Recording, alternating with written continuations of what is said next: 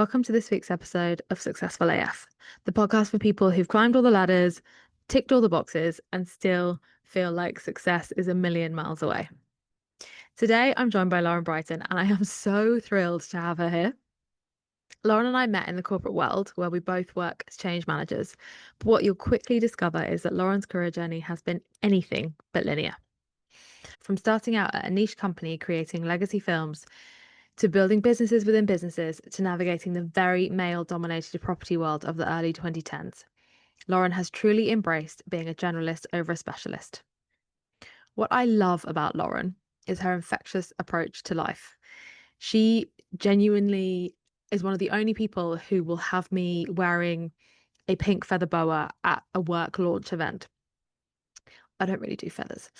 She's someone who genuinely knows how to have fun and prioritize the things that matter. Her definition of success isn't about climbing the traditional corporate ladder. It's about creating what she calls perma happiness, that bubbling groove where family, friends, career, and well-being are all balanced in harmony. Lauren is also incredibly honest about the challenges she's faced, particularly around self-doubt and working in environments that weren't always supportive of women. But perhaps most importantly, she's someone who's learned to trust herself and lean into opportunities with genuine passion and commitment. And yes, we do get to hear about that time she almost ended up on Married at First Sight. Trust me, you'll want to stick around for that story. Let's get into today's episode. Lauren, welcome to the podcast. Thank you for being here. Very, very exciting. We're going to dive straight in. Tell us your story. Okay. It's funny actually, because when I know you sent over a few questions in advance to kind of like have a think about these, and I read your story under the banner of, Successful AF pod, and immediately was like, engage brain, list all the things you've done in your career that are successful. Think about every single career move you've made and why it's been successful. And then I was listening to some of the other episodes and people like launching into their life and where they've come from. And I was like, oh, this is part of the problem, isn't it? I was like, my brain went, panic, list every form of success. So anyway, loosely, I guess I'll cover a bit of career stuff. But yeah, my story, I'm from London. I'm a London girly, born and bred, which I feel actually quite proud of. Went to university in Liverpool, which was very, very fun. Had a fantastic time there. And then moved back to London, which I think I knew I always wanted to do. Started working my working world for a very niche company called Bucket List Film, which was run by a friend of, still a very good friend of mine called Gemma. It was all about creating short sort of legacy films to capture people's lives. So people who'd done amazing things in their life or been particularly successful in a field or maybe founded a business and had quite a legacy to leave behind. And it was all about capturing it for kind of future generations to be able to look back on. And yeah, so bucket list film. And I did a couple of years there and it was amazing because it was just me and the CEO. So I had this really fresh out of uni opportunity to kind of start something from the ground up. I was doing everything from like press lists to planning launch parties to writing scripts to planning production and filming days to anything and everything. And I totally, totally loved it. I think probably naturally I lean more on the creative side. So it was like a really nice creative springboard into the working world. I didn't know this. And actually, this makes so much sense because obviously, like, you are just someone who's like, I'm just going to get on with it. This is going to happen. And then, like, ideas. And then this just stuff happens. And so that suddenly makes so much sense. It's probably done me a bit of disservice later down the line in my corporate career because I think I do sometimes have a bit of a mentality of like, well, I can do that. I've run Is the that accounts is for that a this. Or... disservice or is it actually just like, because I think that is your genius. You're just like, yeah, of course, we'll just make it happen. And stuff does just happen. Like, it's like, yeah. Yeah, maybe. And you know what? Maybe that's part of some of my, like, I'm now in kind of corporate world and have been for quite a long time. And it's probably some of my frustration that comes with Mm. the corporate world and corporate world parameters is that I do think I can sort of do everything or at least give everything a shot.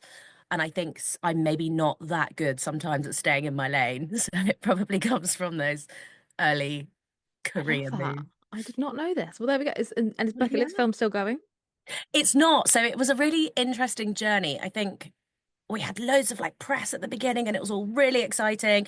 We did some super, super cool projects, but I think with something that niche, it's sort of inevitable that in some capacity it will dry up at some point or it evolves as many, many businesses do.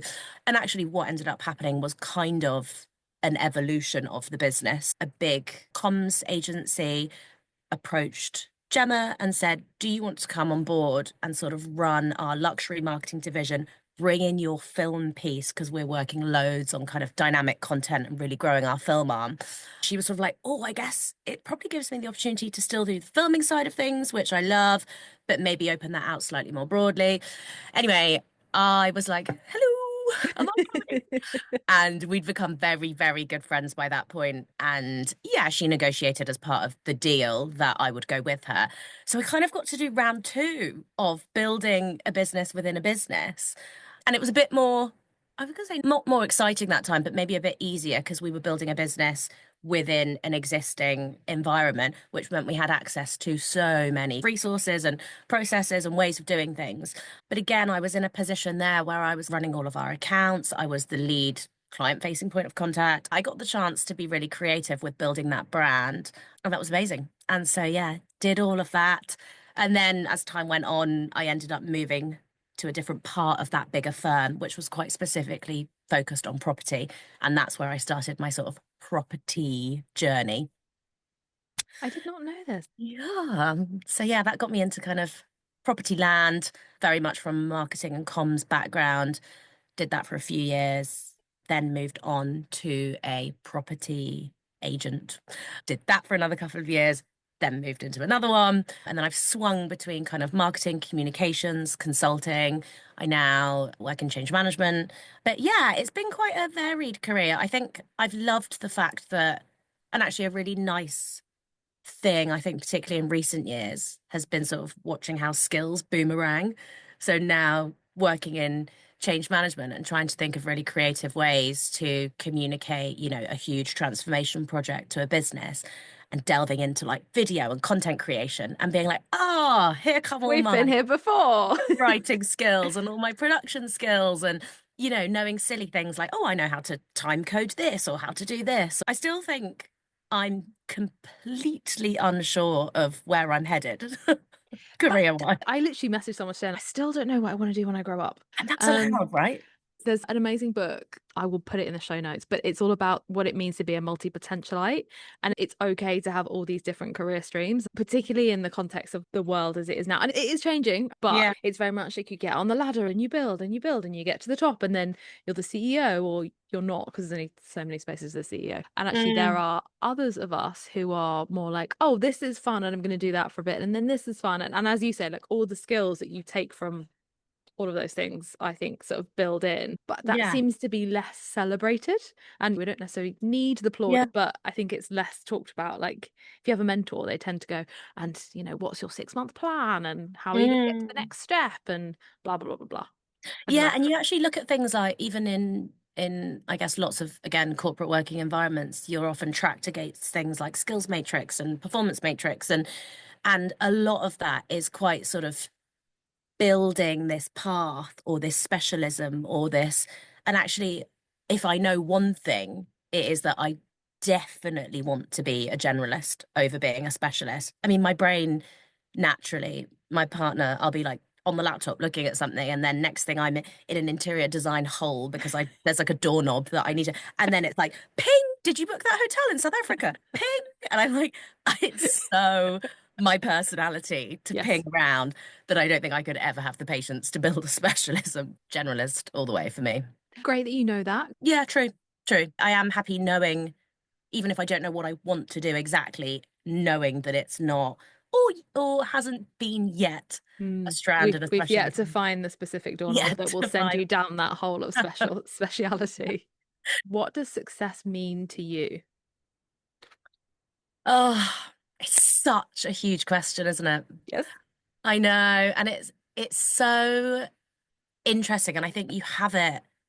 I think you actually have the conversation quite often without realizing it, whether it's with friends or with colleagues. And I guess fundamentally it's so individually defined, isn't it? I think for me, particularly recently, I'm like mid-30s. I've been through a big era of lots of weddings and first round bubbers and lots of kind of changes in my social environment and people changing jobs and careers, and that it probably feels more relevant than ever. It feels like a real tipping point, that mid-30s bracket. Yeah. You're kind of leaving, I guess, not leaving youth behind, but people are feeling a lot more solid and stable in different directions. And I think it encourages you to think more about what success looks like. I actually think that's a really interesting point because I think you are right. There's this like like it's sort of like your 20s are for like having fun and discovering, and your 30s are, it feels like you're, particularly as a woman, it's either you go off and you Mm, do the baby thing or you go off and you mm, build the career thing. And I'm similar, like I'm in that sort of midpoint of being like, I don't really want to choose. And mm, then if I say, well, I do want a family, I kind of feel like I'm betraying the feminism movement. totally. It's all very confusing. It really is. And it's so difficult. And I think you actually get to a point where we're now massively segueing, aren't we? But on that Yeah. baby piece particularly, and I know, again, this is a conversation I'm having with friends daily, but I've got myself to the point in the past where I've thought about it so much that I can't decide whether I want children because society tells me or because I truly want them. Panic state based on my age bracket. And it's like really hard to kind of bat all of that away and go, what actually is my own genuine view and desire here? And part of me thinks, well, by the, you know, sheer fact that I've maybe pushed it back a lot or not done it yet, is that telling you something about maybe Mm. direction of travel? It's a really hard one. But on the baby piece, actually, and talking about success, I was talking to a friend of mine a couple of weeks ago who I would say on paper, career wise, is like she's majorly successful. She works in the music industry. She's got a super big power job and she's got a little 1 year old. And she was talking about, like, I've just gone back to work. She'd been back a couple of months and was saying, I actually think I'm going to resign. And she was like, but the fear and horror of kind of, I've always been so defined by my career. Yeah. I talk to my mum and dad and I catch up with family and I'm like, but I am going to be successful. I'm on my way. Look at me go. And she was talking about, mental health and well-being and actually really, really wanting to invest in her child while he's small and young. And I said to her, I was like, to me, that is honestly success. Yeah. Making such a big life choice to prioritize mental health and well-being and spending time raising your child. I genuinely don't know if it gets more successful than that. Like that is success. We're all getting very lost and confused in life if we are not holding things like mental health and well-being and child rearing, if it's important to you, Yes. as at the top of the tree. So yeah, I found that a really interesting kind of conversation and a thought prompt. But I think to me personally as well, to me, success is if you can create in your own terms and whatever's important to you, this state of almost like perma happiness, just kind of bubbling along in your groove. It doesn't have to be major, major highs. And ideally, you avoid the major, major lows. For me, that very much comes from balancing like my family, relationships, friends. I'm super social. I love doing lots of things. I also care about my career and what I'm building there. So, yeah, to me, keeping a kind of bubbling groove of all of the things that are important to me afloat is being successful. We don't talk about the importance of keeping your friends around. And I think so many people, particularly at our age, actually are incredibly lonely Mm, because either they've not made new friends since school and maybe they don't really feel particularly close to those friends anymore because they've grown apart or whatever, whatever, whatever. mm, But I think it can also be really difficult to find that balance because you are being told like, oh, career, this first, that first. And a very long time ago someone said to me like, it's like a three-legged stool and you've got your career and you've got your family and friends and you've got your health and well-being, and to mm. balance that stool is your life's work but also the most difficult thing you'll ever do. Oh God, like totally. And it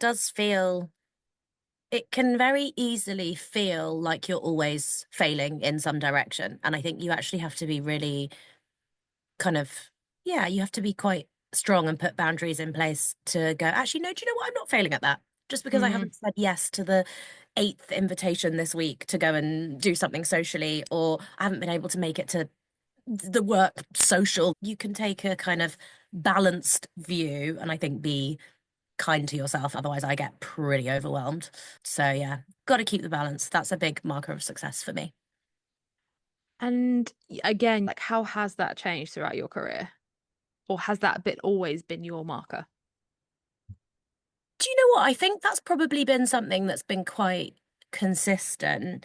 I think, in terms of maybe defining success more broadly, it's probably been maybe less shaped by my career, but actually probably quite a lot by my partner. He works in a very creative world. He's a live sound engineer, so he spends his life touring the world with bands and artists and is often telling me it's not as glamorous as it seems. I It think sounds glamorous. compared to my laptop life, it's like the ultimate glamour. And, I have lots of fun going to join him on tours and shows, and it's brilliant. Actually, we've had some really interesting conversations over the years about success. I remember really early on having a big conversation with him of like, so, one day you're going to be on stage touring with huge artists like Coldplay and this person and that person, and that'll be like the most amazing thing ever. And is that when you'll think you've been totally successful in your career? And Coldplay is probably a bad example because he's absolutely obsessed and that would be his dream. But Insert another band, also yeah, very large. insert any large Beyonce. Yeah. But he was saying doing stuff like that would be amazing and has been amazing. And he was like, doing a show at Wembley is like mind blowing, incredible.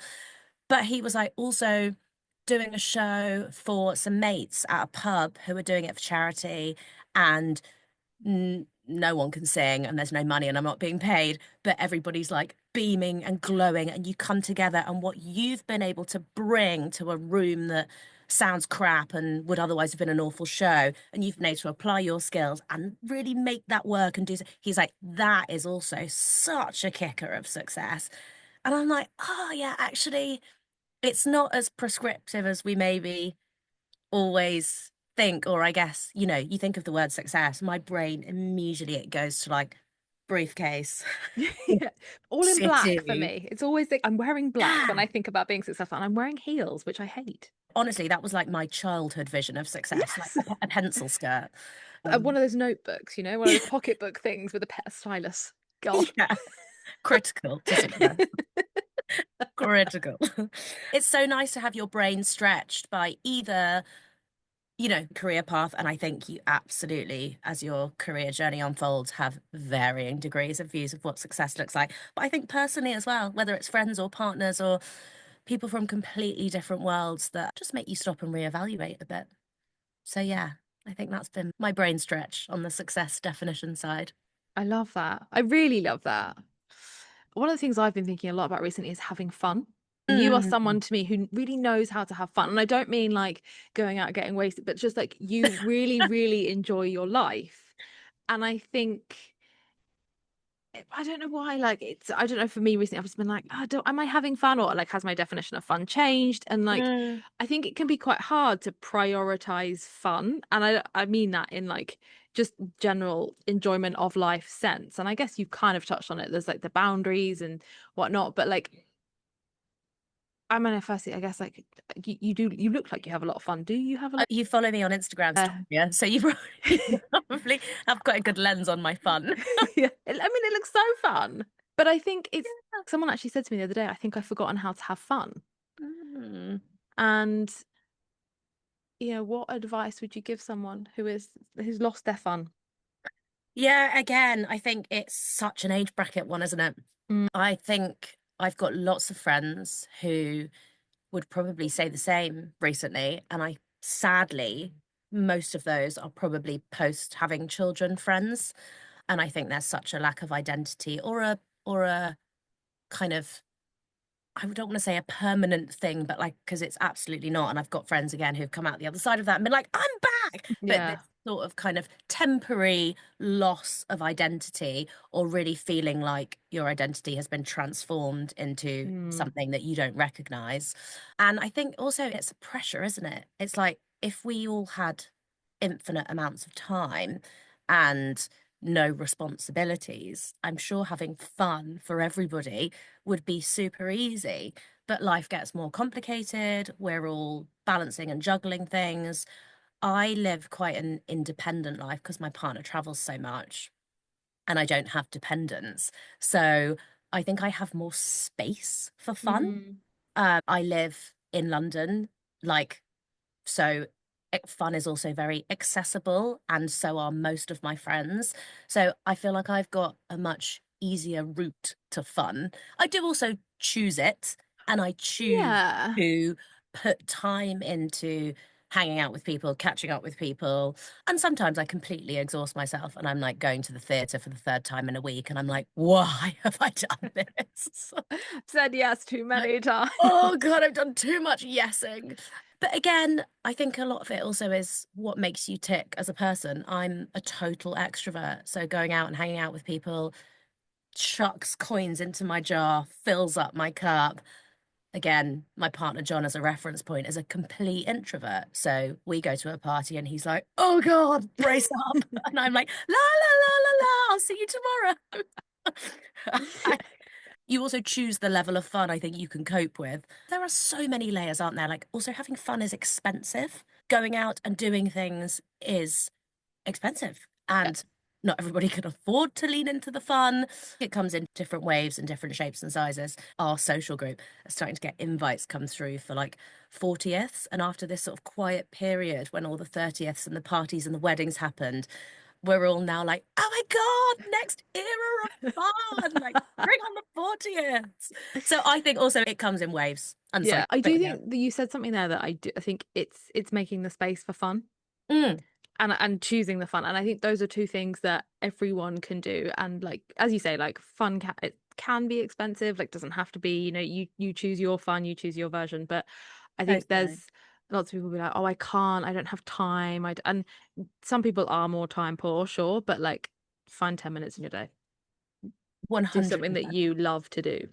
And also, again, it's, I guess, like we were talking about in general, how you define success is all relative to what's important to you. So Yeah. life is basically juggling one constant priority list, and you are just putting one thing in front of the other. And this week, oh, I really need to focus in on X, or this friend's not doing great and they're going through X. I need to lean in here. Work's mental. Got to lean in here. And you're just juggling all the time. So if fun is important to you and it's on your list, ultimately you have a bit of a decision around where you prioritize it. And sometimes it might be able to be closer to the top, and sometimes it might have to take a back seat. But to me, it's just another cube in life's juggle. Feels like a really uninspiring quote, but in my head it works. What challenges have you had to overcome? Yay. I think, well, I know we know each other fairly well, and you know that I do lots of work with the company I work for at the moment as part of our women's network, and I'm super passionate about that world and equality in the corporate world. But I'm also very mindful when it comes to questions like this that ultimately I feel like I have a massive privilege. So when I look at barriers and challenges, it kind of comes from a real, like, I'm a heterosexual, non-disabled white woman. So I think ultimately I speak from a place of great privilege and feel like I have to acknowledge that. And actually doing lots with the Women's Network, it makes you really realize that as much as I think we referenced it at the start of this pod, even talking about the whole, men in a briefcase and then sort of following up with like but things are changing and they are, but I think when you look at things through like a truly intersectional lens, you realize things are changing at a much faster pace for people like you and I. Yeah. So yeah, it's yeah, that's my kind of slight caveat to the question. But it's funny, I was thinking about this and I was thinking, do I feel like I've had any real like barriers, challenges over my career? And I think starting in property 10 years ago, like hang on a minute, 20 years ago. 20 years ago, yeah, it's like LinkedIn Live, moving things around. Um, it was a weird time looking back to be in Mm, property, because property back then was very like male, pale, and stale. And it was, or, antiquated, archaic, whatever collection of words you want to use to describe it. And I think I look back now at so many of the behaviors of the mm, people I was surrounded by.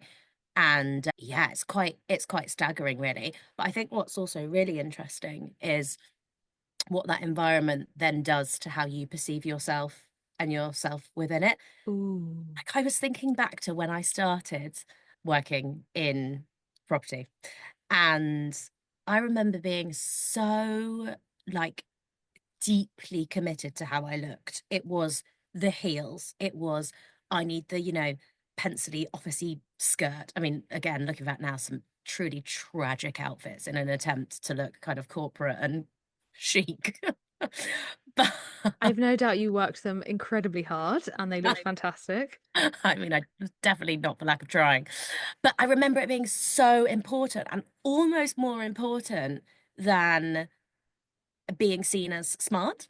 Like I remember Yeah, thinking, I want all the men in this building, because at the time, I don't think I can think of one senior leader that I worked with at the time that was a woman. And that there will have been across the business, but I don't remember going to any meetings or being in any kind of, oh, these are my big stakeholder environments where yeah. there were women in the room. And I remember thinking that this is all about how I look. I just need to look really great. I need to have my hair really nicely done. I need a fantastic killer outfit. And I think now, no matter what working environment I'm in, I'm desperate to be seen as like smart and Mm, that my opinion in the room is valued and that people go, oh, well, I had a great catch up with Lauren. She said X, Y, and Z, and it was super helpful. And I almost have gone completely the other way. This is the first time I've worn mascara in about a month because I was like, oh, it's a podcast. But I've almost gone quite the other way in that I turned yeah. to the office with barely any makeup on and a pair of trainers, and I'm like, oh, I feel so much more confident that I'm here because Mm. I have worth and value and I bring something to the table. But yeah, it's interesting that that environment back then felt very, you've got to look good, almost that sort of like sit and be quiet and look pretty, and the sort of pretty marketing girl will pick it up. But yeah, probably reflected on it much more since, but I think at the time I found I had some pretty difficult situations with direct reports that had unpleasant experiences with men across the business. So Mm. there were some sort of slightly darker layers to it. But again, at the time, I remember sort of thinking like, oh, eye roll, not that surprising from an office head or Yeah, from so and now looking back so. and thinking, that's insane. I can't believe I worked in an environment where, and you'd go to HR and they'd sort of be like, well, we'll have a look into it, almost like it was part and parcel. So I think, yeah, the women in property piece, and again, probably why I'm so interested now in being part of things like the Women's Network in a in that field and that space is because I've sort of been on a little bit of the journey and have seen such improvements and such growth that it's so nice to be part of that continued journey. But yeah, other than that, I don't feel like I have had huge amounts of barriers and blockers. I feel like genuinely I've been pretty lucky.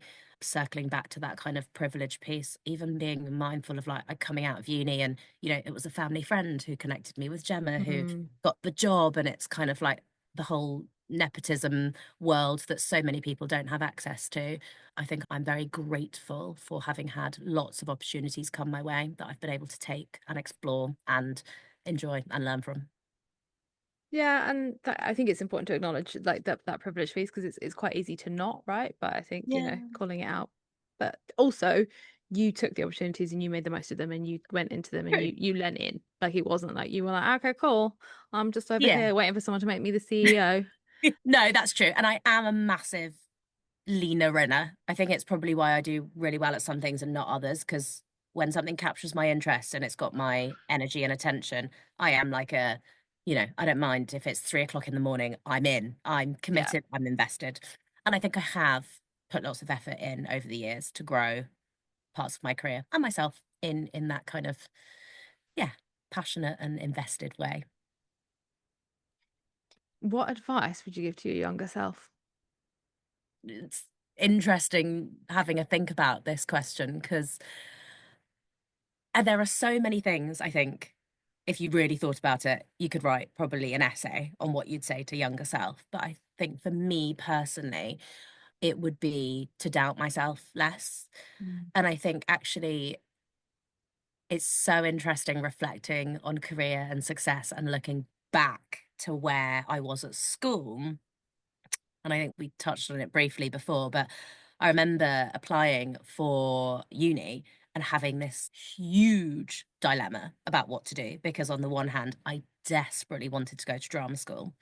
And on the other hand, I had this big vision of being in a boardroom in a pencil skirt and being really successful and, working in one of those big buildings in the city with glass. And I genuinely remember the internal battle and conflict and thinking, oh God, but like I'm probably just not good enough at drama, or maybe I'm not quite. And I remember having this real like devil on my shoulder, like, you're probably not good enough for that. And, everybody can do like an office thing more easily. So why don't you do the easier thing? And I was like, Mm. ah.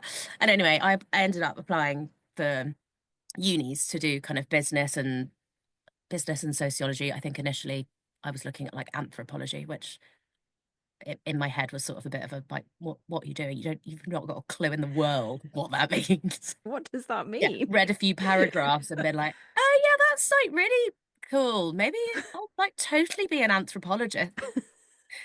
I, Is that an actual anyway, job? Like, sorry to all the anthropologists out there, but like, is it a thing? I know, and do you know what? I'm sure it's a completely fascinating path to both study and work in. But I mean, it does make me think to kids at 17 or however old you are when you do uni applications that really we're lacking some career guidance sometimes. Yeah. I remember I applied to lots of unis and got all of those applications in and whatever. And then we had like a end of our time at school prize giving session. I can't remember the order of timings of what it would have all been, but I remember my drama teacher, there must have been 8 of us in the year doing theatre studies.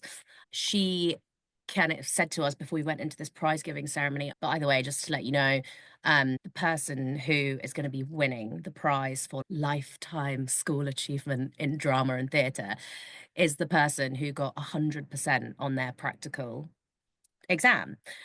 I don't know how she had those results or if we had the practical exam results before the whatever. And I remember thinking, oh, like, go then. That's really cute. So nice. And thinking, probably again at the time, you made the right call with uni because that's not you. And then obviously being at the prize giving ceremony, and I was like, and the prize, blah, blah, blah, goes to Lauren Brighton. And I remember feeling so genuinely stunned that that was me and having such a moment of like, oh God, you've really massively doubted yourself there. Like, you are good at this. You know you're good at this. You love it. And sort of walking away from that and being like, and now I'm going to uni. And I really should have been going to drama school. And it's probably why I'm so endlessly theatrical in everything I do in my life, because really I'm just a pair of jazz hands in waiting.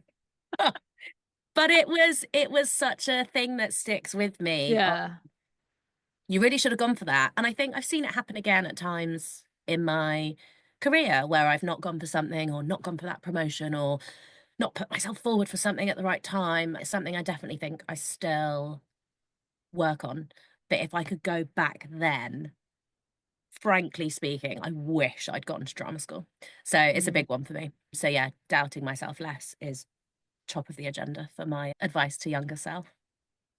That voice in your head probably wasn't your voice. It was like whether it was a Yeah, teacher or a parent or someone else just being like, it's really hard to make it as an actress. totally. And if you don't have people around you who have done that, and I think, there's the whole like the Nepo baby thing. I'm sure, it helps to have parents who have a lot of money, maybe if they've Oh, given you the money, fine.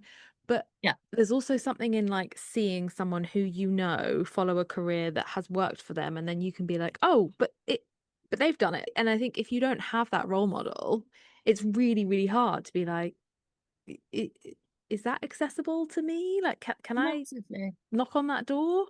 Yeah, yeah, yeah, totally. And it's the same with so many things, isn't it? I mean, I went to an amazing school. I felt really lucky growing up that it was quite a small school. I had so much support, so much encouragement, so much cheerleading.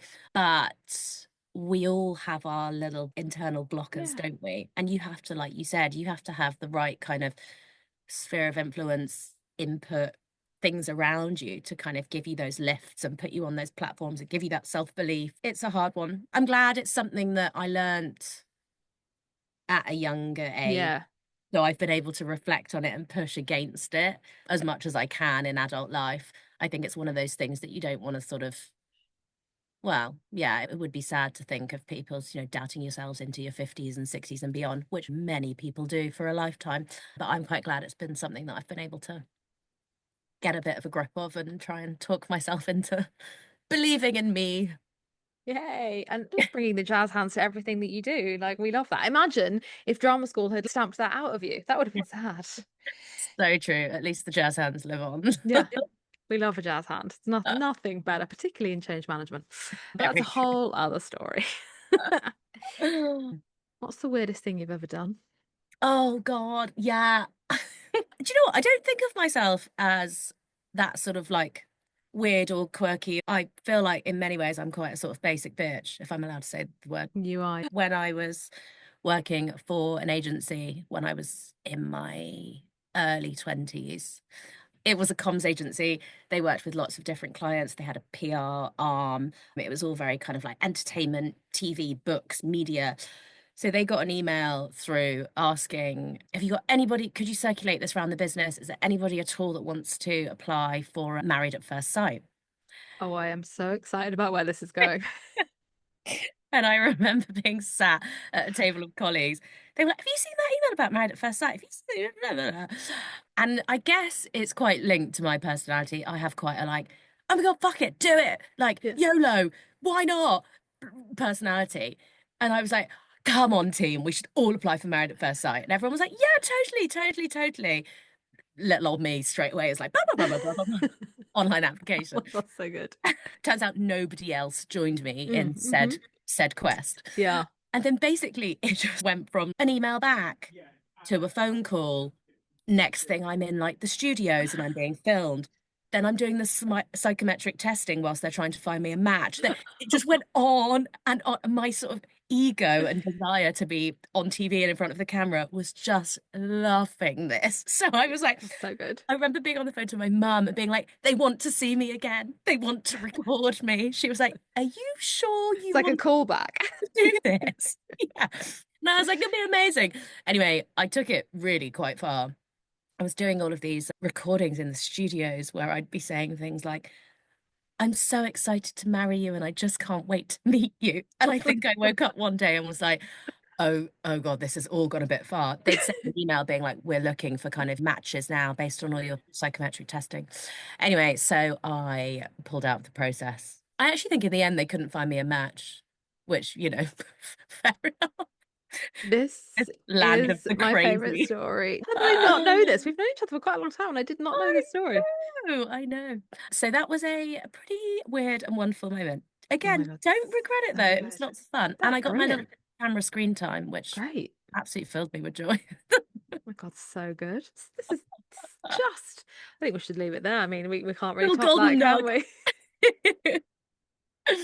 Yeah, so that was a fun one for the early 20s storybooks. Oh, that's absolutely brilliant. Yeah. I mean, I was convinced I was on Rosie and Jim as a child because my mum used to work in TV. And so it was actually on my Hinge profile for quite a long time. Like I was on Rosie and Jim, I was blah, blah, blah, blah. I wasn't on Rosie and Jim, I was on Songs of Praise. And I mentioned it to mum once and I was like, remember that time we were on Rosie and Jim? She was like, you were never on Rosie and Jim. And I was like, Imagine what? She was having, like, I didn't even work on Rosie and Jim, so you definitely weren't on it. And I was like, oh my God, I've been childhood telling trauma. everyone this. What are you talking about? You have lived Yeah. that So story. it's not Married at First Sight. So You know what though? Between Married at First Sight and Songs of Praise, I think they had two pretty solid. yeah, we quite You some can- both ends of the spectrum we're covering there. You've covered, yeah. Mm. And that's what we like. That's what we like in friendships, covering both sides of the spectrum. Oh, so good. Oh, thanks so much, Lauren. Oh, It's it's been been so. delightful. I love everything you do. So when you said you were doing a podcast and asked me to be involved, that was the dream. Thanks. Thank you so much for listening today, and a huge thanks to Lauren for sharing her story with us. Lauren's honesty about the journey from prioritizing how she looked over how she was perceived intellectually really struck me. Her evolution from feeling like she needed to be the pretty marketing girl to now showing up authentically in trainers with barely any makeup, confident in the value she brings. That's real growth, and it's something I think so many of us can relate to. I loved her perspective on success as that perma happiness and the idea that life is essentially one constant priority juggle. And if fun matters to you, it deserves its place on that list. Sometimes it might be at the top, sometimes it takes a back seat, but it's always one of the cubes in life's juggle. And yes, I am stealing that phrase, Lauren. Lauren's advice about doubting yourself less really resonated with me too. That story about not applying to drama school despite getting 100% on her practical exam. How many of us have had similar stories where someone else's voice in our head convinced us we weren't good enough for what we truly wanted? The biggest takeaway for me is Lauren's approach to opportunities. When something captures her energy and interest, she's all in, committed and invested, even if it's 3 in the morning. That level of passionate engagement, combined with her ability to maintain those crucial relationships and prioritize well-being, is what makes her definition of success so compelling. You can find Lauren bringing her jazz hands into the world of change management, and who knows, maybe we'll see her on the TV yet. Thanks for the inspiration, Lauren, and for reminding us that success is truly individually defined. If this week's episode of Successful AF has resonated with you, I want to hear about it. Drop me a line at successfulafpod@gmail.com. I'm always looking for inspirational people to join me on the pod. So if you know someone who you think would be great, nominate them or yourself at successfulafpod@gmail.com. Also, please do like and subscribe. It does help, and I really appreciate you being here. See you next week.